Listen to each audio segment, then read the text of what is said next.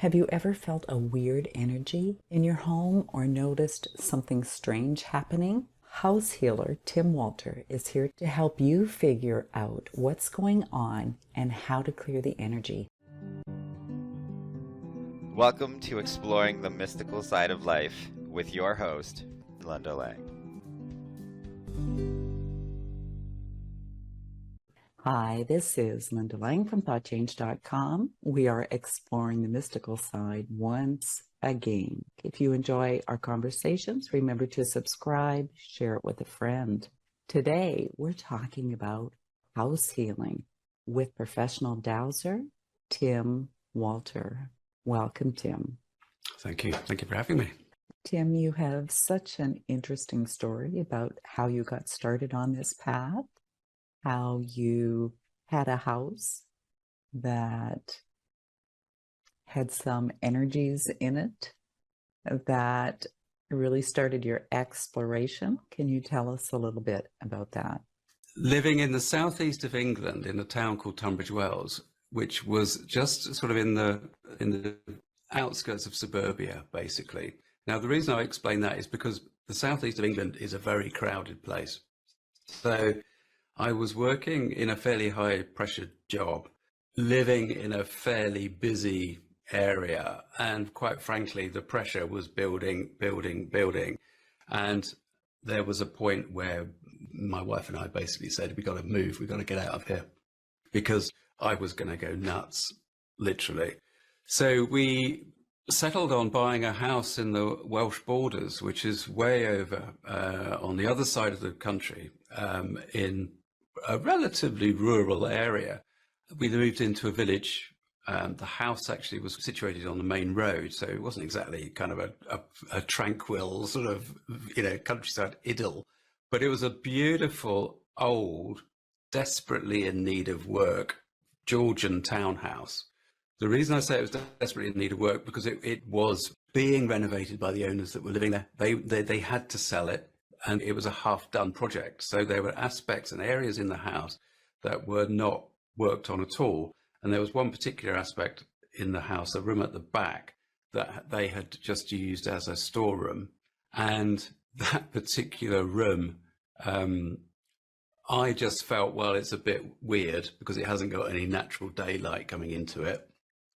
Some members of my family, like my mother-in-law, for example, refused to go in there because it felt so odd. And what we gathered fairly soon after moving in was that there were various things that were happening around the house. We had light bulbs flashing and all this sort of stuff. Television would come on and go off, and we'd get it fixed. And the repair guy was like, "What have you been doing to your TV? This is burnt to a cinder," etc. And we had things would disappear. So tools, as I was using them, I would literally put down a hammer, turn around, turn back for it, and it disappeared. And at the same time, I was starting to see dark figures out of the corner of my eye, so peripheral vision. So it was like there was this picture being developed in our awareness of, well, something's going on here. But there were so many small things that it was like, well, you're just imagining it. It's just imagination. There's nothing that is wrong. And then we had a builder come in to give us a quote on some work. And he quietly said to Nikki and I, he said, it's a lovely house, but I think you should get it spiritually cleared. And that was the first time I'd ever heard anybody mention this idea of spiritual clearing. And it was a builder, for goodness sake. He was a bloke's bloke, you know what I mean? And as it turned out, his wife actually was a dowser, and she came along with two of her friends. So these three ladies turned up on one Sunday morning. They came in, I like to say they kind of came into the house like the three witches from Macbeth. And they started dowsing with their dowsing rods, and they basically were very, very quickly led out to this back room, and there they announced, "Oh, you've got a dragon line, and there's a guardian here, and she just wants to be part of the family." But that was fundamentally the process of spirit saying, "Okay, time for you guys to wake up and have have an experience like this, and that was in 1998, and that is what started the path that was a very long and convoluted path that we now end up on as a house healer and an alternative life coach. So, Tim, what is a dragon line? Well, the dragon lines were referring to the actual earth energy lines. So there were 2 earth energy lines that were crossing in the back of that house. And it's the Eastern geomancy, shall we say, really. Eastern geomancy kind of started to label them as dragon lines, and they continued to be called dragon lines.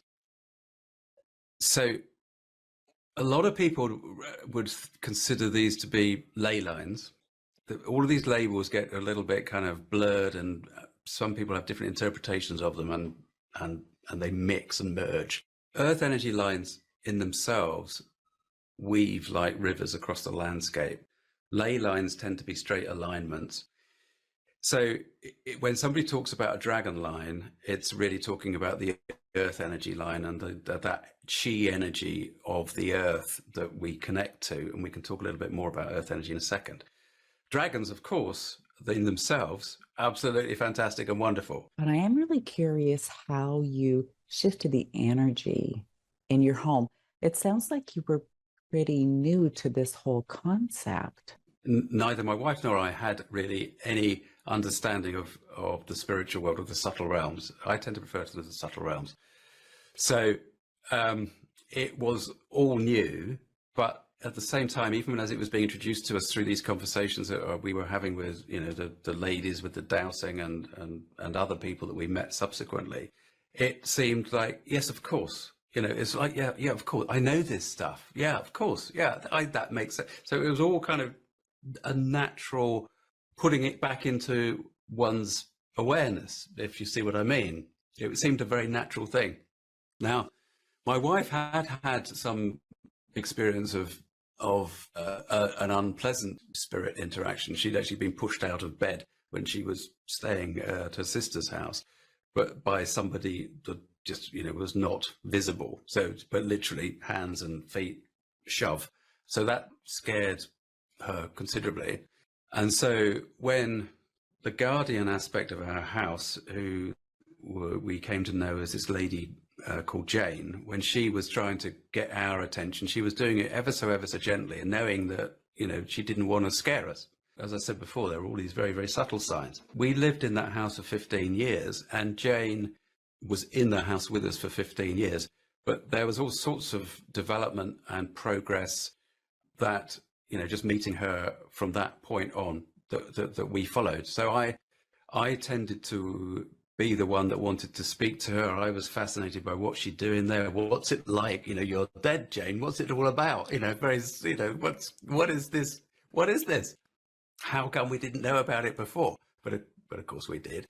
So we lived there for 15 years, and I was still doing the corporate video work, but I was getting less and less interested in that, obviously, because it's nowhere near as interesting as doing the development work and understanding and learning more about earth energy lines and things.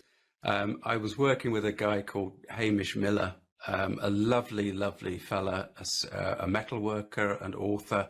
He wrote a book called The Sun and the Serpent, which a lot of people have read, which is about his dowsing adventures in rediscovering ley lines running across the south of England. But they followed the Michael alignment, the Michael ley that had been found and rediscovered by Jean-Michel some time earlier. So Hamish Miller was a huge influence on me, and I made 3 DVD productions with him, all of which are on the YouTube channel. And we made a broadcast pilot for TV about the subtle energies that can be found at sacred sites. And so what was happening was that all the time, my interest in the subtle realms and spirituality was being focused more and more about location and the way in which we manifest and create and experience reality.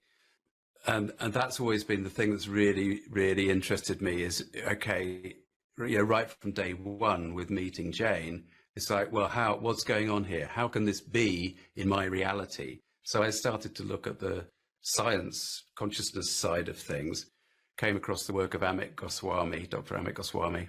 There's a fantastic book that he wrote called The Self-Aware Universe, which was absolutely fantastic to read. And basically I would speak to Jane about it and say, is this the way it is? And is that where I should be following some thoughts, blah, blah, blah, blah. So Jane became this conversational partner, but always with the knowledge that her point of view of reality was very different to mine. And she was, absolutely lovely. And it was just like speaking to somebody being present. I'm not clairvoyant. Yeah. So I never really saw her in that kind of detail, but, just a great time. It's just lovely to be able to learn, from such a knowledgeable personality. So, Tim, what I'm hearing from you is that not all spaces or homes that have spirits in them actually need to be cleared, let's say, or need to be healed. Absolutely not. A lot of the work that I do actually is in helping people see that their experience is not one to be feared. So I get approached by people that are saying, help, I've got a ghost in the house. It's doing X, Y, Z.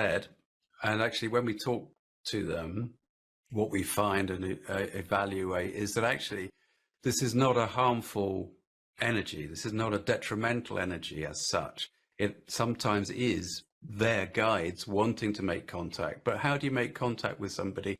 In our dimension, if you're trying to get into a room, you knock on the door and you keep knocking on the door until somebody answers the door. So if spirit wants to make contact with us for a reason that is pre-planned and preordained, then they'll keep knocking until we answer. And if that means that they've got to start prodding and poking and flashing lights and breaking things and taking things away, then sometimes that's what it is. But equally, yeah, there are other properties that do need some energy help and need clearing in that sort of more traditional sense. So how would you know the difference? What we do as house healers is we basically work with a floor plan, so we can work anywhere in the world, because obviously we're working at that spiritual level, at that quantum level. Effectively, if we look at it from scientific terms, we're diving into the quantum realm where here is there and there is here. There is no distance in that sense. So we work with a floor plan that gives us the connection to the space. We're asking upstairs about the information, what needs to change, what's the problem, and we've got a list of 50 or so section headings that we actually analyze through. So it's not a kind of a quick, let's just do that. It is actually quite a logical and time-consuming process. And one of those section headings obviously is looking at spirits, trapped souls, ghosts, all of those sort of aspects, and therefore we can identify and understand what is going on there. We also look at thought forms and life forms, and what are the self-created energy forms of the person. So there's a lot of individual subtle energy work that we do on the person. And those are distinct from what is coming with the place. Every one of us exists and functions in that wonderful, unique space that makes each of us absolutely wonderful and unique. But equally, we're all wonderful and unique. But as we interact like we are now, I mean, if we were in the same room together, then we'd be literally sharing the universe of our, our interactions. That would be the combined universe of yours and mine. We're now sharing it through the electronic means. And that's fine, because again, the awareness is still being intertwined and mixed. And that's where the overlap is. And that's what we've got, is 7.5 billion souls on the planet. But there's also 7.5 billion universes. And yet equally, within those individual 7.5 billion universes, there are so many options as well, emanating out from the choices that each individual co-creator makes at each moment. It's a massive, massive thing. It's extraordinary when you start to look at it with different eyes, look at it from a different perspective. And that's what we're really trying to do as house healers, is to help the person see their life differently, but also enable through that new viewpoint, new information to come into the circumstance. And so you use dowsing to determine the strengths or weaknesses of a space, let's say, or even of the people in the space. Yeah, the dowsing is done on a simple scale. Everything that we do really is we try to keep it as simple as possible. And there are various scales that different dowsers use. You can get into all sorts of different scales and of negativity and positivity, but we simply use a scale of, 0 to -10, because we're looking for the detrimental aspects. There's loads and loads of positive aspects in every single person's house all the time, but there's no point in us looking for those things. So we're looking for the things that are adversely affecting them. We've got, obviously our clients come to us because they have a problem. So therefore, in order to solve the problem, we want to be looking for what is it that's causing the problem, hence the detrimental thing. If we take the spirits, trapped souls, let's say, as an example, then we would identify how many are there, let's just keep it to spirits. How many spirits are there affecting this person? We might get 10, we might get more, we might get less. And then we would identify, well, okay, so how detrimentally are they affecting the person? And now it might be that we have to actually look at it on an individual basis. So we go through each spirit and evaluate, right, what is this spirit? Who is this person? Who was this person? Trying to understand a bit about the person in terms of their, were they a male, female? Roughly when did they live, etc., etc. And then just put a detrimental score on them. Are they, you're asking upstairs, are they, what is that score? From 0 to -10. So blah, blah, blah, blah. -10 obviously being the worst. Part of the reason we go into the detail is so that we've got the really good connection and got the information, and we can simply invite those souls then in that instance to actually pass on and move through to the light, which usually does the job because it's upstairs working for them. Do you ever find a less hospitable spirit that doesn't want to go? Yep. And how do you handle that? Depending on exactly what sort of aspect it is. All of these personalities are personalities, they're individuals. Even when we think about a thought form or a life form that somebody has created through their own detrimental thinking. So let's say somebody can create a life form which can have its own, or a sentience in a way, something like guilt, for example. It becomes a personality if it's given enough energy. So if we're dealing with a spirit that lived, a person that lived, it's easy because you can just talk to them and you're talking to them like you talk to a normal person, because that's what they are. So we're usually explaining and asking them to move on. If we're dealing with an entity that is less human form and more energy based in terms of it's something that has more like a parasitic aspect that has probably grown from the human emotion of the space.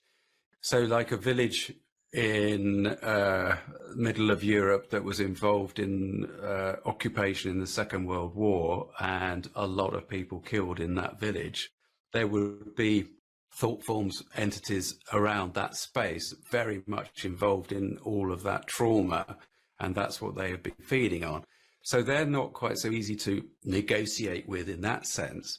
And bearing in mind that we don't do the actual work as such, what we're doing is opening the space and opening the awareness for the management upstairs to actually interact. So we would invite the management to bring their loving, compassionate, healing, rebalancing work to bear upon that entity. And that's usually enough to help it move on and rebalance so that the person's experience changes. Do you ever find that it's not necessarily the house that needs to be healed, but more the person or people living in the house, so that that attraction factor changes? We really look at both. Although we talk about house healing, what we're really doing is working on the energy overall. It's the energy of the individual, the energy of the family, the energy, including the pets, the energy of the space.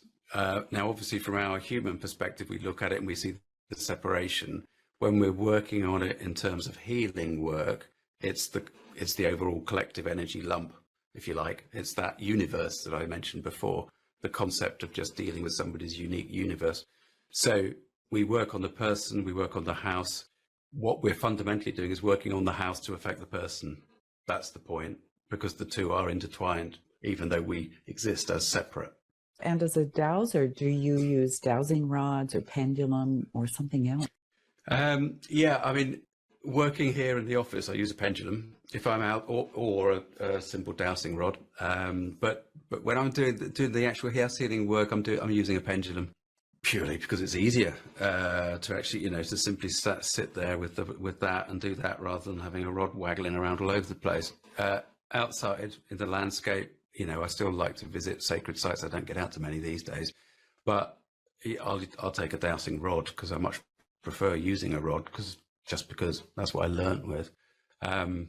So yeah, I don't get involved in any of the other sort of wacky or less common dowsing implements. There are some that are very interesting and quite amusing, I think, to use. But yeah. For any of the listeners, would you have any tips about how they can positively affect their space, or perhaps even clear out if they're having some funny stuff happening? Yeah, I mean, I think the biggest takeaway, and I suspect that most of your listeners will already be aware of this, but it might help just to remind people that intention is absolutely everything. So if we feel as though there's something a bit peculiar in our house, the temptation is to get spooked by it. If we get spooked by it, then we're feeding that kind of feedback loop, and the intention of that feedback loop becomes a detrimental circumstance. So the absolute, given is don't ever get spooked by anything that you think's a bit peculiar. Evaluate it from the most common sense and grounded viewpoint to start with. Don't go jumping into the woo-woo right from day one. If you've got, okay, so this is worth saying actually, because if you've got children, adolescents, teenagers they really enjoy horror movies and all of that stuff, that really isn't a good idea. Because although those entities and those aspects are not usually found in the way that Hollywood presents them, you don't want that stuff to be propagating in your environment where you're living at home. So really, I would always suggest teenagers, especially lads, should really just stop it and find something a little bit more wholesome to do, if at all possible, because it really does make a difference to their reality. It really does. Do you find that drugs or alcohol open people and spaces up to these negative attachments? The short answer is yes. They're both drugs. So it is all about, some people can take drugs or drink alcohol to what other people would consider to be an excess. And those first people don't get affected by it. But some people can be really badly affected by it, as we know. And alcoholism, so in other words, where it becomes so addictive that they literally are losing themselves to the spirit of the alcohol, it is really bad news, really bad news. Again, some of the drugs can basically, the way that it can sometimes present, the way that it gets interpreted when I look at it sometimes, is that you've just got massive holes being blown apart in somebody's aura by the drug taking. And that just means that they're unprotected in that sense of being harmonious and balanced. They're not harmonious and balanced. They've got all sorts of stuff that can come and go. It's rather like cutting your hand or your arm or whatever, and you have an open wound. That's not a good thing. So drugs can do that without a doubt. They can be an issue. And we can do rituals to clear our space. Very often what we find when we're working on somebody's house that has been doing regular smudging and this sort of thing, then it gets picked up. It will show up on the dowsing as being protected. We don't necessarily always identify it straight off as being, oh, this is something that you've done to your house. You've been doing the smudging. But quite often as you go through the process, it shows up. What we find is that smudging and those lovely clearing things and using bells and all the rest of it and some of the other practices are great to a certain level. If there's something that really needs attention and is sitting there, and it's because of the darkness of it, or because it's something that actually upstairs needs the person to be aware of, then quite often the house healer needs to come in and actually work on it, because that's part of the key at that point, is the context of the relationship.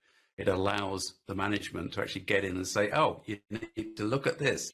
And the person's like, oh, no, I didn't realize, blah, blah, blah, blah. So the process itself is, part of the story, part of the picture that's being presented. Anything else before we close out, Tim? I think one of the things that people find quite surprising is actually how often spirits show up in a space, especially when people are learning to be house healers. They go into this with their sensitivity, and they may or may not have had experience of interacting with spirits themselves. But the point is, they go into a space and they start dowsing it, with a floor plan, and they say, well, Tim, but there's 10 spirits in here. And the client will quite often sometimes say, well, I didn't know, there's not 10 spirits. Now, the thing is that actually, one of the very first things that Jane, the guardian energy in our house, pointed out to me was that earth energy lines, these dragon lines that we talked about, it's like a queue of people standing in rows, right? So the line is like souls queuing. It's like the presence of people. So and the more I've looked into this and the more I've worked over the years, any space always has spirits present, because we are a optimized form in 3 dimensions of consciousness. Consciousness pervades everything, and therefore the easiest form for consciousness to take is the person, is a personality. There will always be personalities. Wherever you look, there will always be spirits in potential. Is there any concern for people who do live near ley lines crossing? Ley lines, earth energy lines, let's call them earth energy lines, then it depends on how sensitive the individual is and whether they actually are vibrating at a resonance that is harmonious or not with those aspects that are passing through the space in which they live. And that's the fundamental issue. It's whether the individual resonates harmoniously or not. Because you can have a family where only one person of that family is actually finding it difficult to live in a space. But that's because they're vibrating at a slightly different resonance to everybody else in the family. And they're the one that's suffering and being like, oh, there's something definitely wrong with this house. So in all of this subtle energy work, it's a case of identifying what's out of kilter, what's disharmonious for the individuals. And that can indeed be spirits as much as anything else.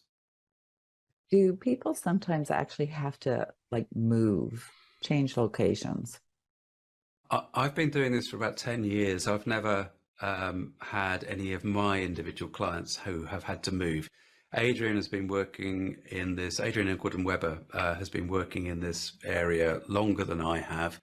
He's had one client that he actually had to recommend moved, and that was because they were so susceptible to electromagnetic influence, and they were living very near a power cable, power pylon, and there was nothing, even physical barriers in the house couldn't actually prevent all of the EMF influence affecting the person. So that's one person that had to consider moving.